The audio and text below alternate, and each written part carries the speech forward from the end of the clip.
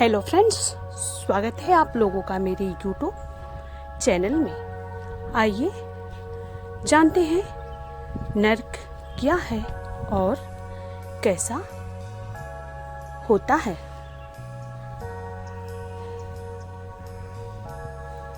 नर्क की अवधारणा सनातन और हिंदू परंपरा के अलावा संसार के अन्य पंथों में भी है। इनमें बौद्ध धर्म में नर्क को निरय नाम से जाना जाता है, वहीं जैन धर्म में इस शब्द को नारकी कहा जाता है। ईसाई इसे हेल कहते हैं तो वहीं इस्लाम में इसे जहन्नुम कहा गया है। क्या है पाप और पुण्य? सीधा तात्पर्य ये है कि पुण्य के फलों से स्वर्ग मिलता है और पापों के प्रभाव से आत्मा नरक भोगती है। एक तरफ गीता में श्री कृष्ण ये कहते हैं, आत्मा अमर है, इसे अग्नि, जल, वायु, शस्त्र, अस्त्र कोई हानि नहीं पहुंचा सकते हैं। यह हर तरह के प्रभाव और भाव से भरे है। न इसमें मोह है, न ममता, और न ही किसी तरह के संबंध में यह बनती है, इसलिए यह कष्ट से भी परे है। लेकिन इन्हीं शास्त्रों में ये भी लिखा गया है कि धरती पर पाप करने वाले मनुष्य की आत्मा नरक भोगती है। क्या है नरक की अवधारणा? नरक का उल्लेख वेद, उपनिषद और पुराणों में होता है, जहाँ इसे पापियों को दंड देने का स्थान माना गया है। ये दंड आत्मा को नहीं, जीवात्मा को मिलता है। इसके लिए तर्क है कि जब आत्मा देह त्याग करती है तब उसकी पहचान कुछ समय के लिए उसी देह के रूप में रहती है जिसमें वह थी। अपनी इसी पहचान के साथ जीवात्मा को यमदूत यमलोक लेकर जाते हैं। यहाँ उनके सचिव चित्रगुप्त, जो सभी जीवात्मा के पाप पुण्य का लेखा जोखा अपनी एक पत्रिका में दर्ज रखते हैं, उसे ब्योरे को वह यमराज के सामने प्रस्तुत करते हैं। इस दौरान पुण्य और पाप का अलग अलग ब्यौरा सामने रखा जाता है। इसके आधार पर जितना पाप और पुण्य सामने आता है उसके बराबर का दंड भोगना ही पड़ता है। गरुड़ पुराण में नरक का वर्णन।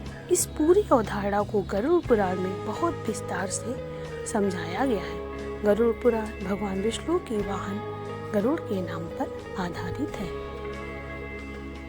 कहते हैं कि एक बार माया के फेर में पड़कर गरुड़ अपने आराध्य भगवान विष्णु को नहीं पहचान पाए थे। असल में तब महाविष्णु श्री राम के रूप में थे और मेघनाथ के नागपाश में बंधकर बेसुध हो गए थे। तब उनके प्राण बचाने के लिए हनुमान जी स्वर्ग से गरुड़ जी को बुला लाए थे। गरुड़ ने नागपाश का बंधन तो काट दिया, लेकिन सोचने लगे कि जो प्रभु सभी बंधनों से परे हैं वह इस नागपाश में कैसे बंध गए। यह श्री राम मेरे प्रभु विष्णु का अवतार तो नहीं हो सकते। इसी माया के निराकरण के लिए वह कैलाश पर महादेव शिव के पास गए। शिव जी ने उन्होंने तमाम तरह से समझाने की कोशिश की, लेकिन माया का पर्दा ऐसा था कि गरुड़ इसे नहीं समझ सके। तब शिव जी ने उन्हें काकभुसुंडी मुनि के पास भेज दिया। काकभुसुंडी मुनि ने गरुड़ को देखते ही कहा, मुझे पता था तुम आने वाले हो। क्या है गरुड़ पुराण की कथा? गरुड़ चकित हुए कि आखिर आप कैसे जान गए कि मैं आने वाला हूँ। तब काकभुसुंडी जी ने कहा कि यह कोई पहली बार थोड़ी ही है, तुम यहाँ कई बार आ चुके हो। हर बार अधूरे ज्ञान के साथ पहुँचते हैं और फिर समय के चक्र में फंस जाते हो। इतना कहकर काकभुसुंडी जी ने गरुड़ को उसके भूतकाल के चित्र दिखा दिए। असल में गरुड़ को अपनी गति का अभिमान था कि वह समय से भी तेज उड़ सकता है, इसलिए उसे समय चक्र में ऐसा फंसाया गया कि वह हर जन्म चक्र में एक ही अवस्था में फंस गया था। गरुड़ और काकभुसुंडी जी ने 28 बार युगों को बदलते देखा था। ज्ञान प्राप्त करने के बाद इन्हीं गरुड़ जी को पाप पुण्य और जन्म मृत्यु के भव बंधन का ज्ञान हुआ और वह समय चक्र से छूट गए। भगवान विष्णु ने दिए गरुड़ जी को उपदेश। तब वह शुद्ध होकर फिर से भगवान विष्णु के पास पहुँचे। तब भगवान विष्णु ने उन्हें धर्म, नीति, भक्ति, मोक्ष, जीवन और मृत्यु के रहस्यों के साथ साथ मृत्यु के बाद की स्थितियों का वर्णन सुना है। यही उपदेश गरुड़ पुराण कहलाता है। इस पुराण में विशेष रूप से प्रेत कथा और अंतर यात्रा यानी कि मृत्यु के बाद आत्मा की यात्रा का विवरण है। गरुड़ पुराण का नाम इसलिए पड़ा क्योंकि इसमें भगवान विष्णु ने अपने प्रिय और भरोसेमंद सेवक गरुड़ को यह ज्ञान दिया। गरुड़ को हिंदू धर्म में ज्ञान और धर्म के प्रतीक के रूप में देखा जाता है और वे देवताओं और मनुष्यों के बीच एक मध्यस्थ की भूमिका निभाते हैं। इसलिए इस पुराण का नाम गरुड़ से जुड़ा है। इसी गरुड़ पुराण में नर की अवधारणा को सबसे विस्तार से रखा गया है। गरुड़ पुराण और भगवत पुराण के अनुसार नर की संख्या अलग अलग है।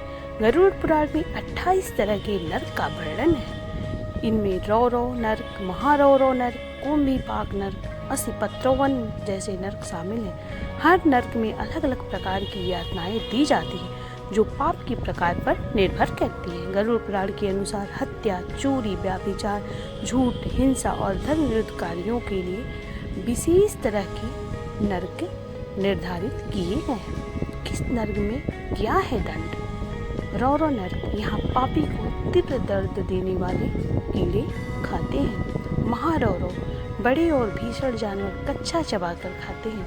वह आत्मा को नाखूनों भरे पंजे मारते हैं और तरह तरह के कष्ट देते हैं। कुंभपाक पापी को उबलते तेल में डाला जाता है।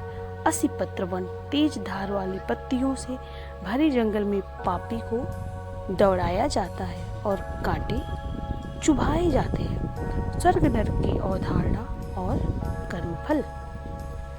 नरक की यातना नरक में ही खत्म नहीं होती बल्कि ये दंड कई जन्मों तक साथ बने रहते हैं। पुराण कथाओं में ऐसा भी जिक्र है कि कोई भी मनुष्य अपने जीवन में जो भी कष्ट भोग रहा है असल में वह उसे कर्मों का ही दंड है और वह उस कष्ट के रूप में नरक ही भोग रहा है।